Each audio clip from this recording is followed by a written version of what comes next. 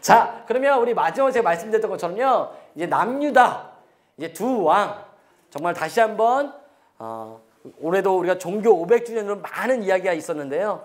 정말 이 나라가 거꾸로 가고 있을 때 하나님의 언약, 다윗의 언약을 기억하고 모든 것을 원래의 자리로 돌이켰던 두 왕을 우리 함께 보았으면 좋겠는데요. 근데 하나 여기서 역대기와의 차이점, 우리 두 가지만 하나 먼저 좀 얘기하고 강의를 좀 진행했으면 좋겠습니다.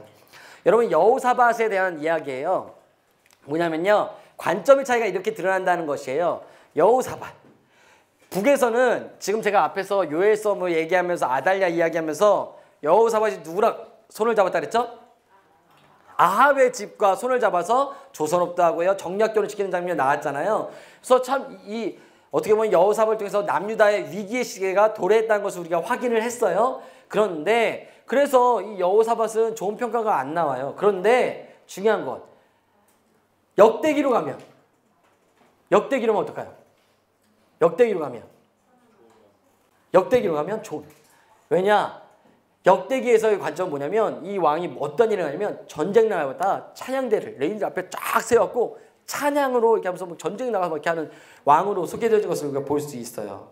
그래서 이 역대기에서는 여호사밧은 그런 점이 부각되어져 있는 거죠. 이게 역대기의 관점이에요. 그러니까 왕들의 장점을 이렇게 하나님을 높이고 또 모든 것을 사람이 인정하는 이런 태도를 갖고 있을 때 그것을 가지고 또 이렇게 후대에게 보여주는 분들이 이 관점의 차이가 있다라는 것을 말할 수 있죠. 므낫세 한번 볼까요?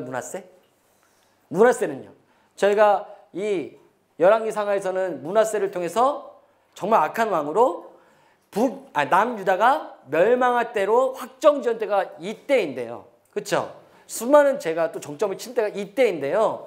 그런데 역대기로 가니까 이 왕이 어떻게 해요? 하나님께서 심판의 메시지를 이렇게 하는데 중요한 게 뭔지 아세요? 여기서 이 왕이 겸비해요. 겸비하고 하나님께 은혜를 구해요. 하나님께서 어떻게 해요? 용서해 줘요. 네. 그러니까 이런 부분들이요, 차이점이 이렇게 있어요. 그러니까 중요한 건 역대기에서 그 백성들에게 그런 부분들을 또 잘 설명해야 되잖아요. 그러니까 이런 관점의 역대기와 이러면 좀 차이가 있다라는 분들 기억하시면 좋을 것 같습니다. 자, 그러면 이제 말씀드린 대로 우리 남유다 먼저 히스기야 왕을 우리가 함께 만나도록 하겠습니다. 히스기야 왕은요, 통치장소는 예루살렘이고요, 18장부터 20장까지의 이야기로 나와져 있었죠. 그리고 스가랴의 딸 아비요의 모친을 두고 있고요. 통치기간이 29년, 즉위년도 25세, 북이스라엘 호세아 3년 즉위. 호세아가 북이스라엘의 마지막 왕인 거 아시죠? 그쵸? 근데 여러분, 히스기야 왕이요, 느꼈을 압박. 생각해 보시면,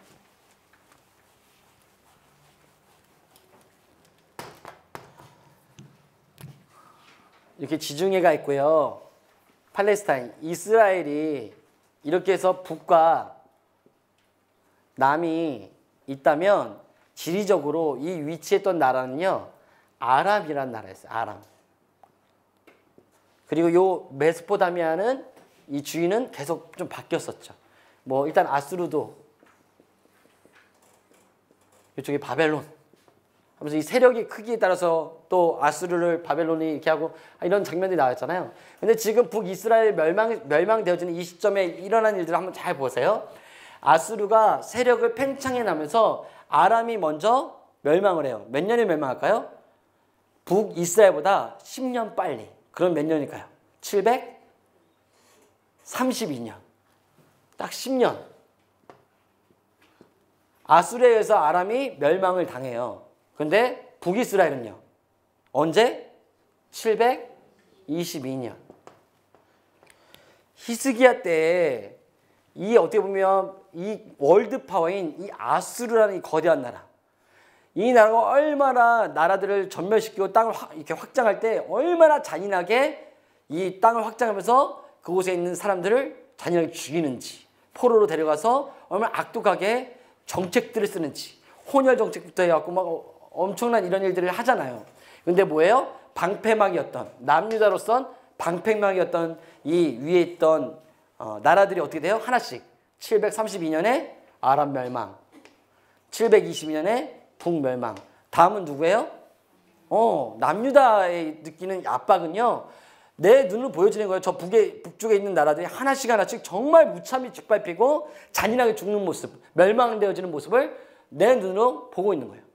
근데 히스기야 우리 보면은 아수르가 2번 침략하는 것을 우리가 볼 수 있죠.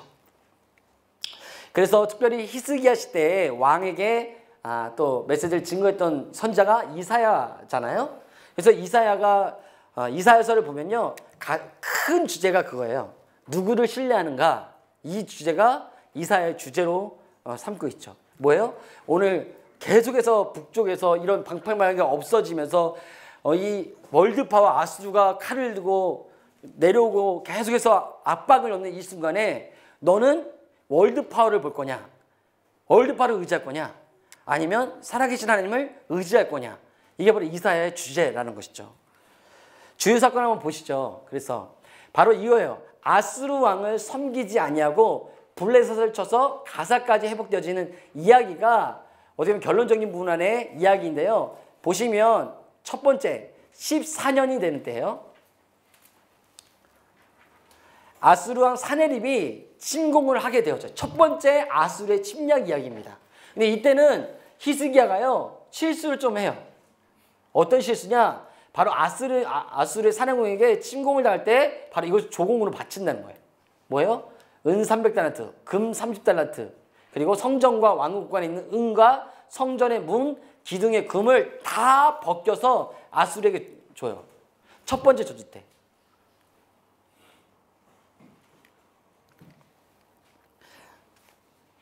그러니까 아수르의 침략 목적은요. 이걸 원하는 거 아니에요. 침공이에요. 땅을 넓히는 게 지금 아수르의 목적인데 첫 번째 침공 때 히스기야는 다 벗겨서 돈으로 해결하고 돌려보내는 겁니다. 그러니까 다시 한번 내려오죠. 예루살렘을 2번째 침략하러 와요. 아수르의 랍사게가 조롱하는 말에 옷을 찢고 이사야에게 기도를 요청하죠. 히스기야가 아수르 왕의 협박 편지를 들고 여호와의 성전에 들어가서 기도를 합니다. 그래서 이사야를 통해서 하나님께서 응답해 주시고 아수르 왕에게 하는 말씀을 주시죠. 그래서 구원의 징조와 구원을 약속해 주면서 2번째 이 침공에 대해서는 하나님을 의지하며 잘 해결해 나가는 부분을 또 이렇게 볼 수 있죠.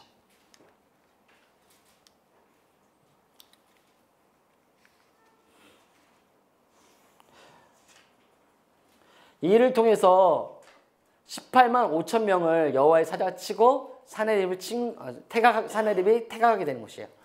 2번째 위기가 이 히스기야한테 찾아옵니다. 여러분 잘 아는 이야기일 거예요.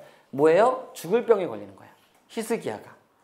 그래서 하나님께 기도함으로 다시 한번 이사야를 통해서 기도의 응답이 되어주면서 15년의 생명의 연장을 받고 징조를 받게 되죠.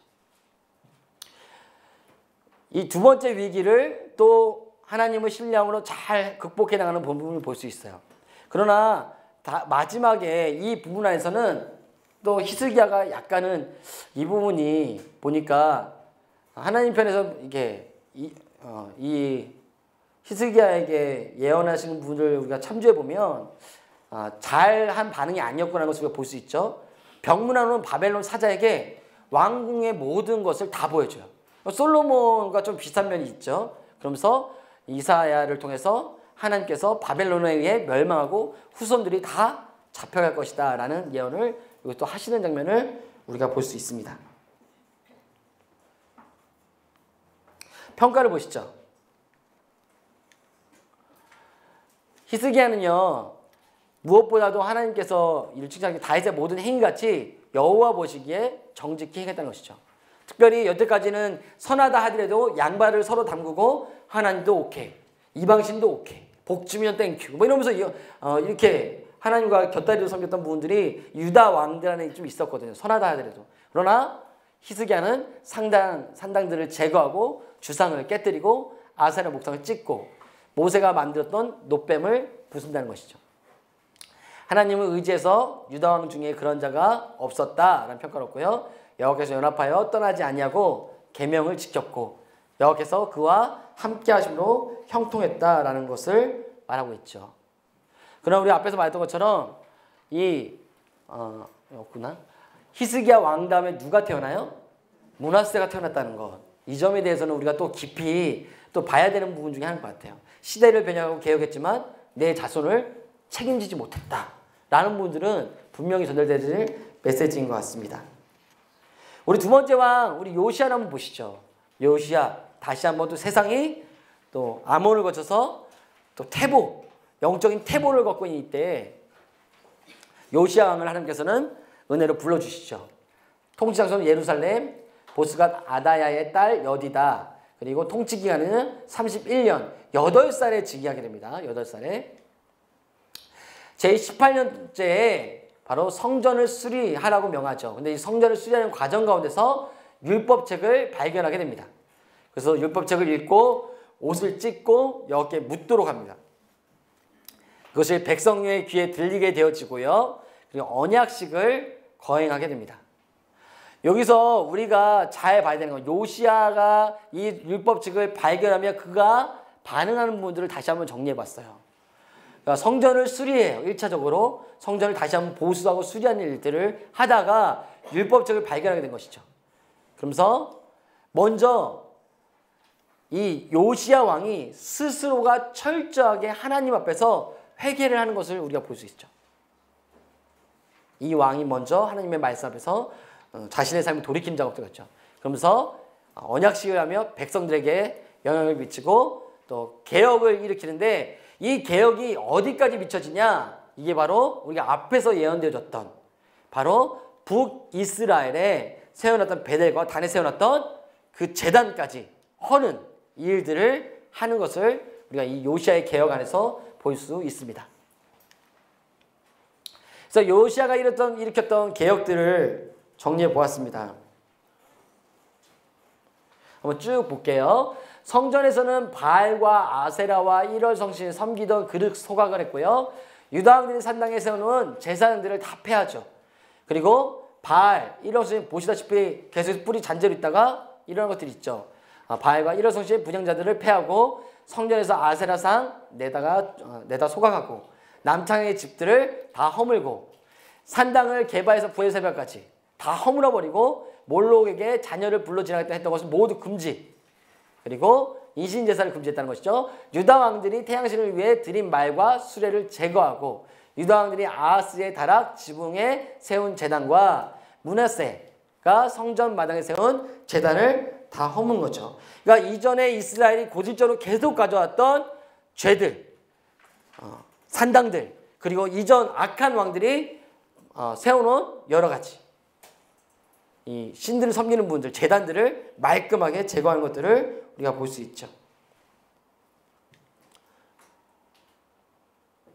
계속해서 솔로몬이 아스다롯과 그모스와 밀곰을 위하여 세웠던 산당을 더럽게 하고 석상 아세라 목상을 깨뜨리고 여로보암이 베델과 세운 제단과 산당을 허물고 그 제단에서 해골을 불사르고 그리고 이스라엘 여러 왕 사마리아에 세운 산당을 제거하고 산당 제사장들을 다 죽였다라는 것들을 볼 수 있습니다.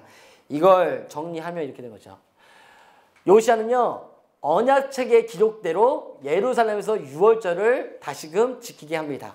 사사시대부터 왕정시대를 포함해서 이렇게 유월절을 지킨 적이 없다라는 평가를 얻게 됐죠. 근데 사실 히스기야 때도 유월절을 지켜요. 유월절들을 회복시켜요. 그런데 오늘 이 표현을 봐선 정말 요시아가 정말로 이 유월절을 더 성대하게 또 백성들의 마음을 일으켜서 유월절의 어떤 기본 정신들을 다시 한번 일으켰던 것으로 볼 수 있을 것 같습니다.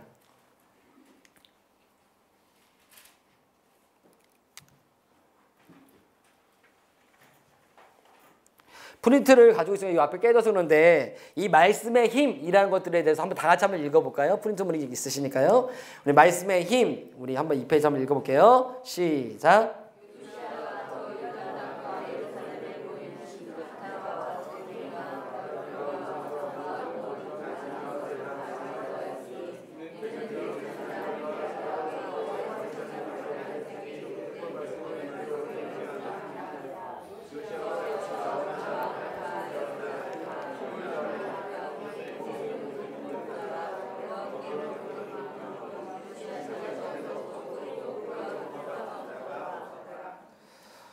오늘 이 율법책을 발견하고 오늘 온 백성들에게 이 다윗의 언약을 기억하게 하고 또 이 하나님과의 이 약속대로 언약대로 율례와 율법대로 살아가고자 하는 이 힘이 이 시대를 개혁하고 변화시켰다는 것을 볼 수 있죠.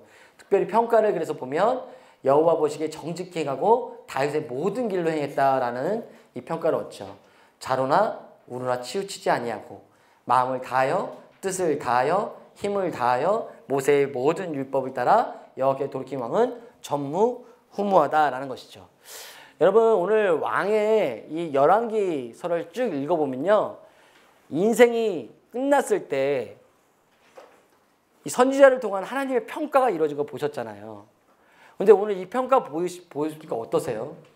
이 요시야가 걸었던 이 길에 대한 평가를 저도 오늘 다시 한번 우리 다 같이 읽고 다시 한번 이것을 좀 정리하면서 저는 순간적으로 이 생각이 스쳤어요. 뭐냐면 내가 해낼 수 있을까라는 마음도 있지만 나중에 내 묘비에 내 후손들이 나를 그렇게 보고 내가 말하지 않고 그들이 나를 이렇게 인정해 줬으면 좋겠다. 내 묘비에 새겼으면 좋겠다는 마음을 순간 스치는데요. 우리의 인생을 우리가 전반부에 보았던 것처럼 솔로몬이 정말 멋있게 출발을 했는데 영광스럽게 이 나라를 출발했는데 그의 마음이 변질되어져 그가 나중에는 그렇게 좋지 못한 모습으로 이 왕국이 저무는 모습을 우리가 보지 않았습니까? 우리의 일생일대기가 어떻게 보면 하나님을 섬긴다는 이 표현 안에서 우리의 인생, 우리가 두렵고 떨림으로 하나님께서 우리의 인생을 또한 어떻게 받으실까? 내가 나중에 주님의 면전 앞에 서는 그날에 주님은 나를 이렇게 인정해 주실까? 라는 이 고백이 좀 우리 안에서 좀 더 생각하고 고민하고 우리의 삶을 좀 살아내는 데 있어서 진지한 고민들이 우리 안에 필요하지 않을까? 다시 한번 정말로 모두가 역방향으로 살고 있는 그 시대에 다윗의 모든 길을 회복하고 자로도 우로도 치우치지 아니하고 마음과 힘과 뜻을 다해서 주님께서 주신 말씀대로 온전히 순종하는 삶. 이것이 또한 우리 DBS 제자의 삶을 추구하는 우리 모두가 살아내야 될 삶이 아닌가라는 생각을 합니다. 우리 한번 역대기로 가서 역대기는 우리가 앞에서 우리가 보았던 분이 있기 때문에 차이점 부분에서만 좀 정리하고 오늘 역대기 부분들을 좀 정리하면 좋을 것 같다는 생각이 듭니다.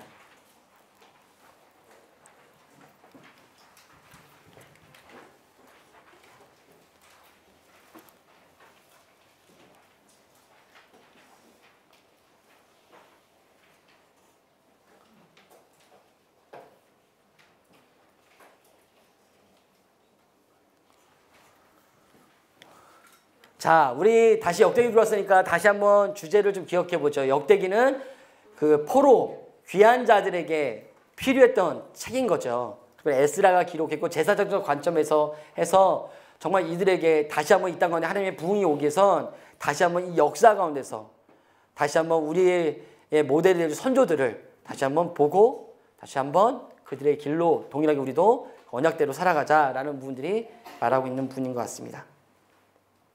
먼저 전체 구조를 한번 보시죠.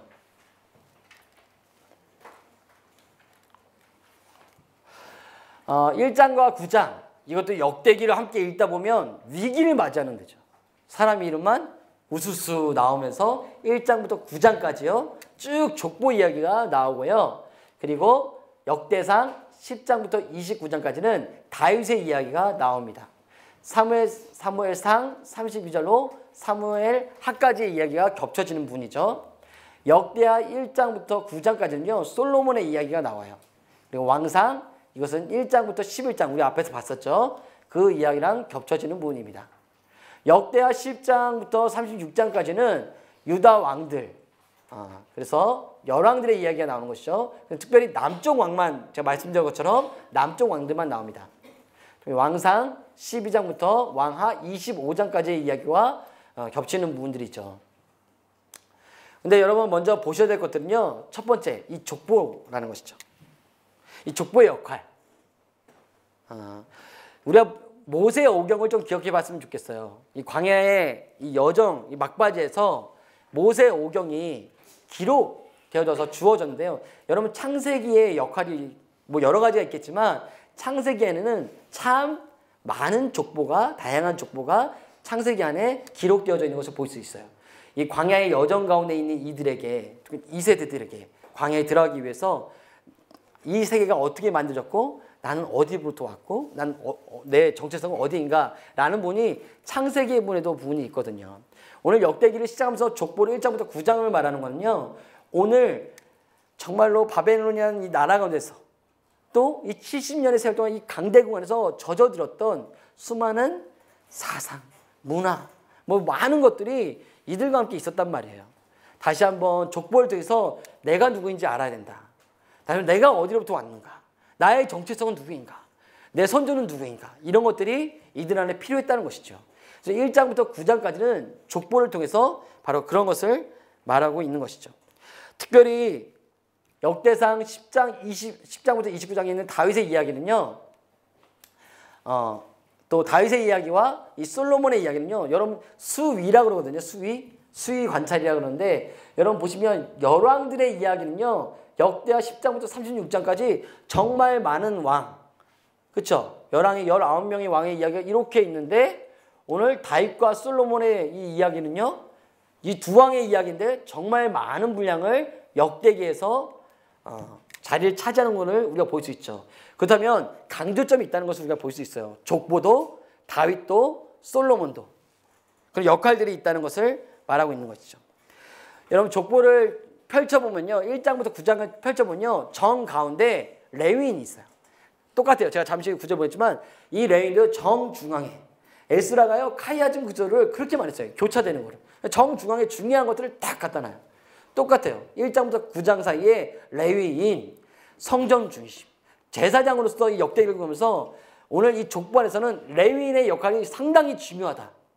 너희들이 다시 한번 이 세대를 일으키는데 주인공이 되어줘야 된다라는 메시지가 이 안에 있는 것이죠. 다윗은 뭘까요?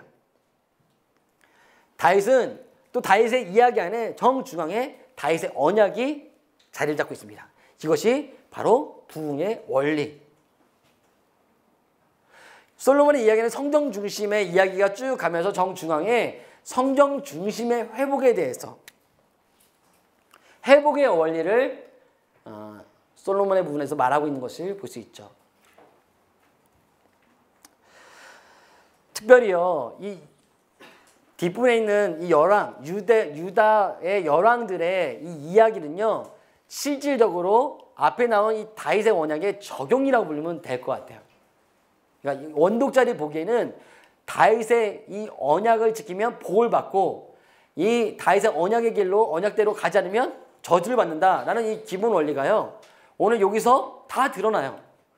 이 왕들이 하나님의 길로 가면 복을 받고 그렇지 않으면 저주를 받는다. 이것들을 여기서 다 원리가 적용되어져서 보여지는 것이죠. 그런데 여기서 또 하나 특징이 있어요. 제가 말씀드렸잖아요.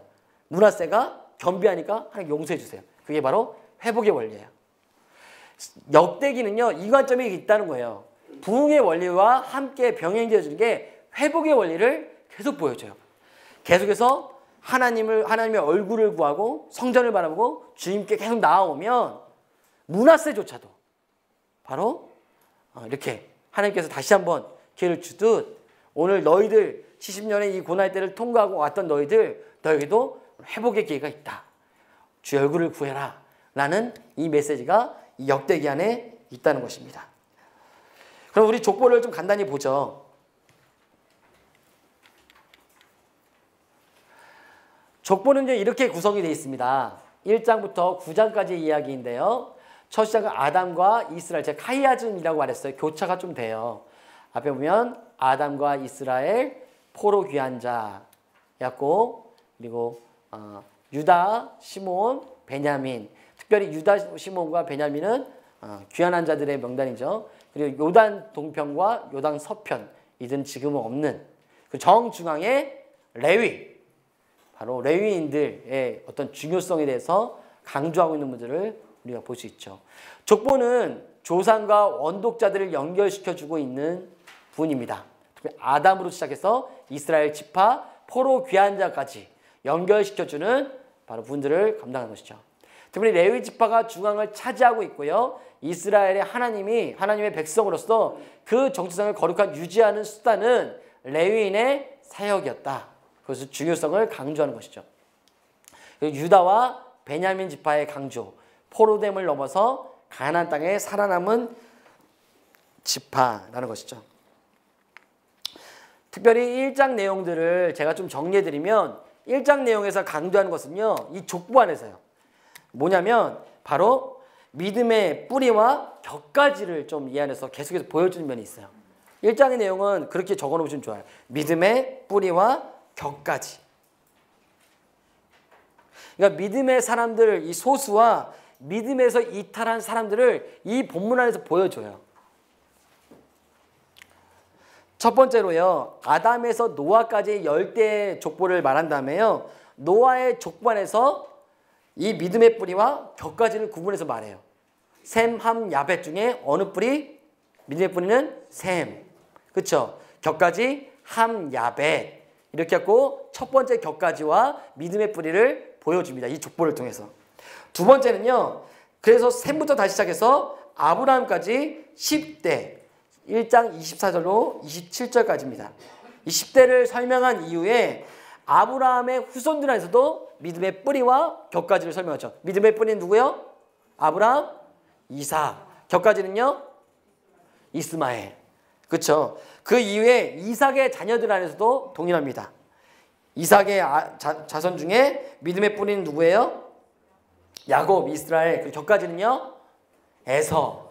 이러면서 지금 계속해서 이 1장의 본문을 통해서 말하고 싶은 건 다시 한번 이 원독자들에게 언제든지 우리는 이 믿음의 뿌리에서 이탈되어질 수 있다. 정신 똑바로 차리고 이 믿음의 뿌리에서 계속해서 믿음과 신앙을 지켜서 살아라. 라는 이 족보의 메시지가 이 안에 있다는 것이죠.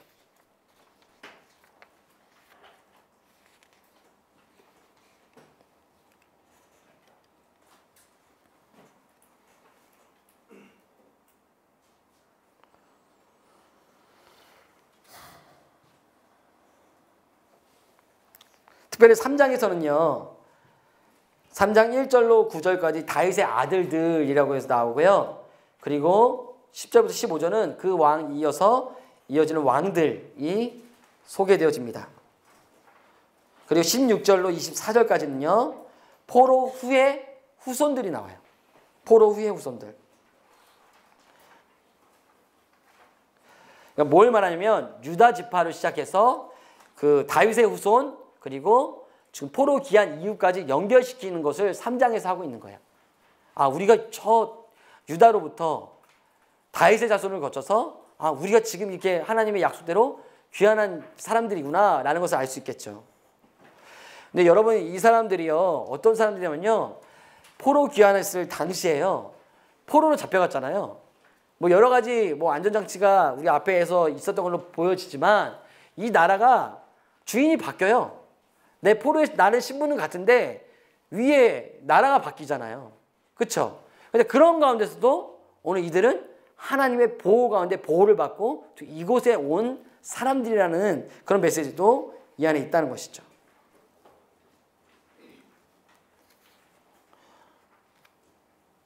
(5장은요) 특별히 루벤 지파의 부끄러움 그 시작으로 시작되어져요.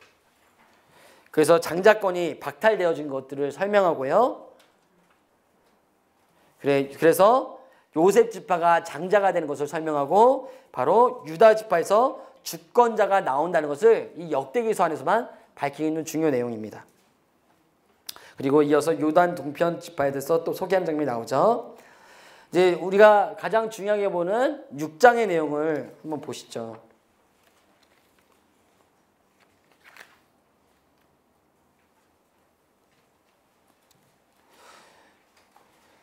6장은 이제 레위 지파에 대해서 설명을 하는데요. 이 족보 내에서 가장 강조가 된다고 제가 설명을 드렸죠. 특별히 제사장 아론의 족보, 그래서 아론부터 포로로 잡혀온 여호사닥까지, 그러니까 레위 지파 안에서 지금 이 지파까지 아론부터 지금까지 연결시켜 레위인들을 소개하고 있는 것을 볼 수 있죠. 그의 자손들 게르손, 고앗, 무라리 자손을 다 족보별로 소개를 합니다. 이 족보를 다 소개한 이유예요. 그러니까 레위 지파가 다 생겨서 이렇게 그때부터 아르뭇에서 이 직무를 감당했던 레위인들이 지금 이곳까지 와서 지금 이렇게 있는 거잖아요. 레위인들이. 근데 그들이 주어졌던 이 임무에 대해서 이 부흥의 비결 안에서 이 부흥을 일으키기 위해서 이 레위인들이 너무 중요한데 어떤 일을 감당해 나가야 되는지 6장에서 족보를 설명하기 위해 바로 설명이 이어진 것을 볼 수 있어요. 첫 번째는요. 이 레위인의 직무 중에 첫 번째는 찬양이에요. 찬양. 특별히 31절로 48절로 보시잖아요. 그러면 다윗 시대에 이 레위 사람들이 나와 하나님을 찬양했던 부분들을 설명하고 있는 것을 볼 수 있어요. 찬송하는 자로 헤만, 또 헤만의 오른쪽에서 직무를 하는 사람이 아삽, 왼쪽에서 직무를 하는 사람이 에단.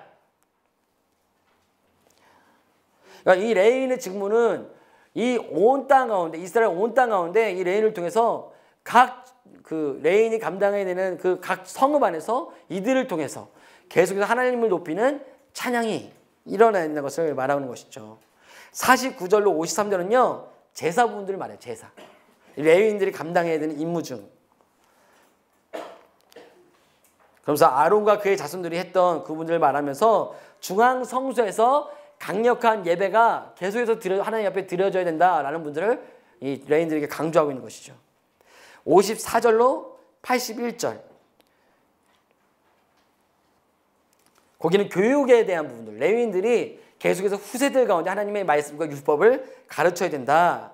말씀 교육이 시행되어야 된다. 특별히 민수기와 여호수아의 말씀처럼 48개 성읍에 흩어져서 레위인들이 이 땅 가운데 있는 수많은 사람들에게 계속 말씀의 사역들을 감당해야 된다는 것을 말하고 있는 것이죠. 전체적으로 보면요. 예배와 말씀, 찬양 이 부분들이 이 레위인들을 통해서 다시 한번 이 족보 안에서 강조되고 있는 걸 보세요. 이 레위인들을 통해서 다시 한번 회복되어져야 될 것들, 찬양과 강력한 예배가 이들을 통해서 일어날 때 다시 한번 이 이스라엘 땅 가운데 바로 하나님의 부흥이 올 것이다 라는 분들을 강조하고 있는 것이죠.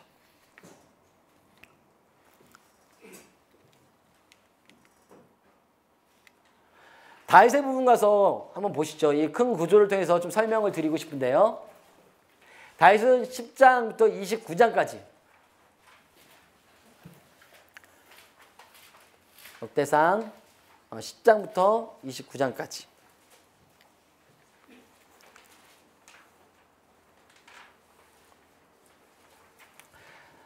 동일하게 교차되어져서 이렇게 구조를 설명해서 말할 수 있을 것 같아요.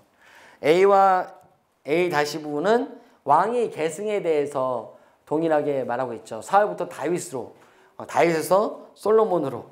그래서 삼상하에서도 이 왕의 계승이 상당히 중요한 부분으로 작용을 하는데요. 역대기에서도 다시 한번 이 왕의 계승의 부분에서 강조하고 있죠. 그러니까 하나님의 섭리와 정통성 가운데서 이 일들이 이루어진 것이다 라는 분들을 강조하고 있죠. B와 B 다시를 보면요. 다윗의 군대가 소개되어지고 있는 것을 볼 수 있어요. 그의 군사 조직들이 소개되어져요. 11장, 12장, 27장. 근데 이 다윗의 군대가 전쟁을 나갔을 때마다 고백되어지고 계속해서 반복되어지는 이 문장이 있어요. 그것이 뭐냐면 하나님께서 이기게 하셨다는 이 고백이 계속해서 이 전쟁마다 이루어진 것들을 볼 수 있어요. 그러니까 군대는 이 다윗의 집안이잖아요. 이 나라를 또 이끄는 데 있어서.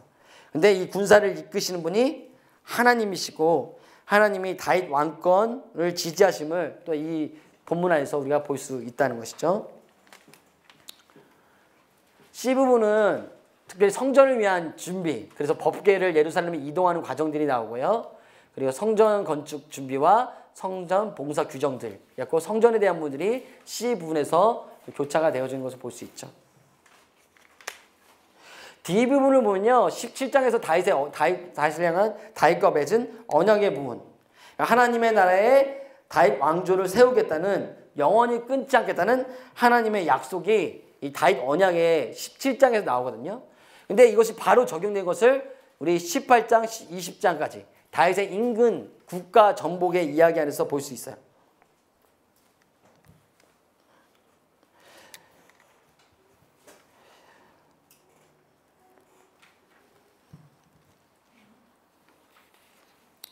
이 전투 안에서 계속 임금과 전투 안에서 계속해서 하나님이 함께 하시니 다윗이 어딜 가든지 이기더라라는 것들이 계속해서 고백되어지거든요. 그러니까 다윗 언약에 대한 바로 어떤 적용들이 다음 이 과정 안에서 볼 수 있다는 것입니다.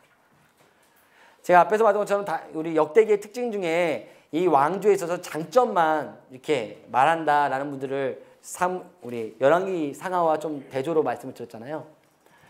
이 다윗의 이야기 중에 역대기에 그래서 빠진 부분들은요, 바로 이런 부분들이에요. 사울 왕과의 갈등 이야기, 계속 쫓겨다니는 이런 이야기들은 역대기는 없습니다. 헤브론에서 7년을 다스렸다는 이야기는 이 안에는 없죠. 아마 이스라엘 전체를 다스리는 이야기를 중심으로 아마 역대기에서는 이렇게 해나가는 것 같습니다. 바스데바 간음 사건도 이 안에 없고요. 특별히 자신의 자녀들과의 어떤 갈등의 문제들도 이 안에서 다루고 있지 않습니다. 그리고 쫓겨갈 때, 도피 생활할 때 시므이가 나와 다윗을 저주했던 이야기도 여기에 역대기에는 기록되었지 않습니다.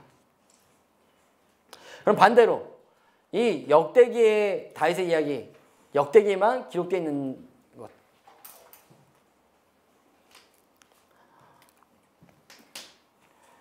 바로 사울의 죽음에 대한 그 이유, 앞에서 제가 말씀을 드렸죠. 그런 부분들이 차이점이 있어서 12장 다윗의 군대에 대한 정보,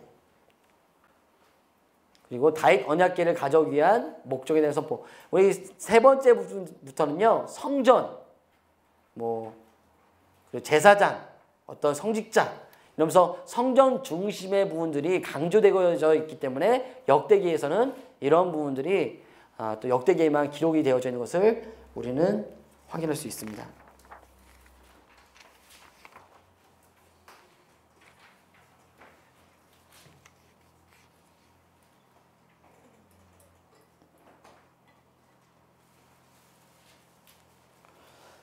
자, 이제 솔로몬을 한번 가보시죠.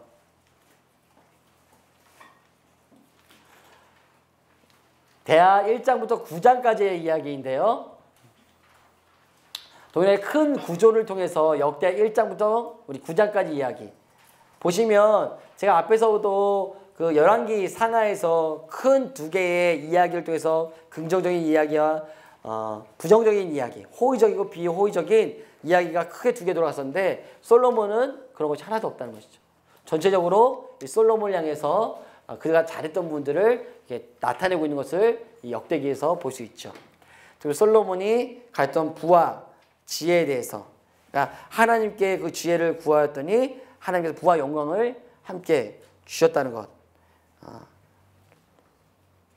그것들이 나와 있고요. 특별히 비부분에서 이방인의 인정과 히람과의 거래 부분들은요, 이 이방인의 고백이 되게 중요한 부분인 것 같아요.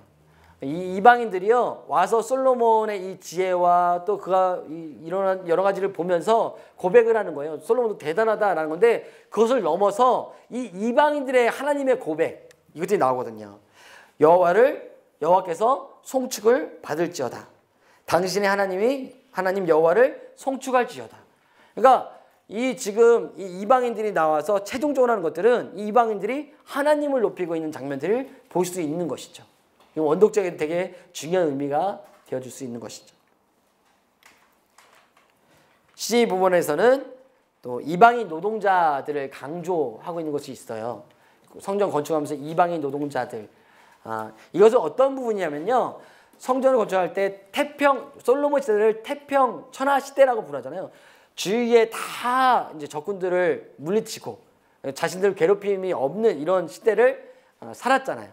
그런데 이제 이 나라 가운데 이 이방인 노동자라고 하는 건 그래도 그 중에서 노예로 잡았던 사람들이 이 일들을 감당하면서 이 나라 가운데 태평천하와 안식 있고 쉼이 있는 것을 말해주는 그런 요소로 볼 수 있습니다.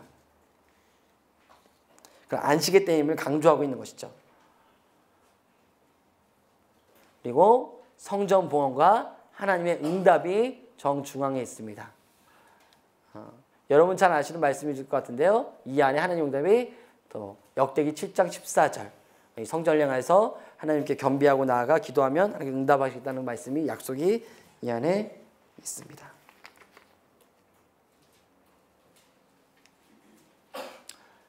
우리 앞에서 보았던 분이기 때문에 동일하게 이 열왕기랑 똑같기 때문에요. 우리 좀 넘어가도록 하겠습니다. 마지막으로 이 유다 왕들에 대한 이 분류로 이제 이야기를 오늘 강의를 좀 마쳤으면 좋겠는데요.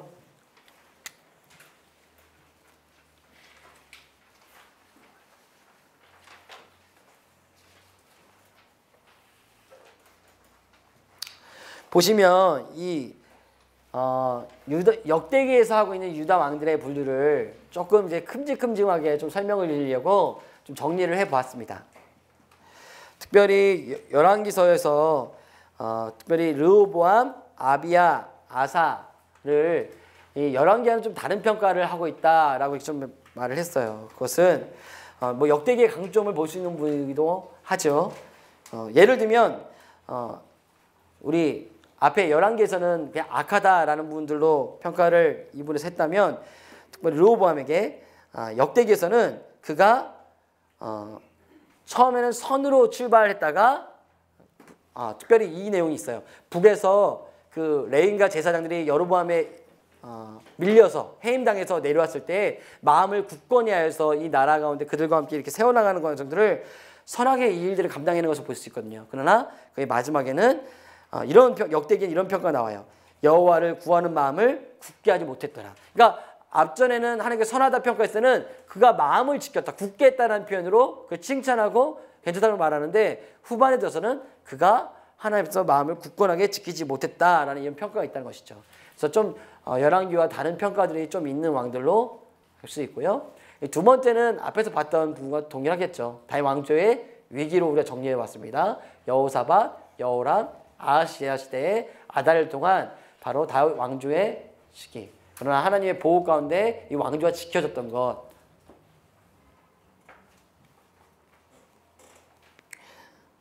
그리고 신앙을 보이다 타락했다라는 것들. 요아스, 아마샤, 우시야. 선에서 악으로. 그 네 번째는요. 한결같지만은 아버지와는 다른 길.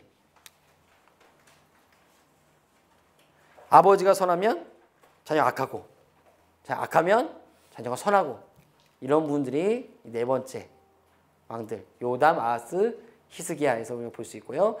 보시면 다섯 번째, 이것이 이제 큰 차이점으로 이제 겸비라는 부분을 좀 정리해봤어요. 겸비를 했거나 겸비하지 않았거나라고 이렇게 말할 수 있을 것 같아요.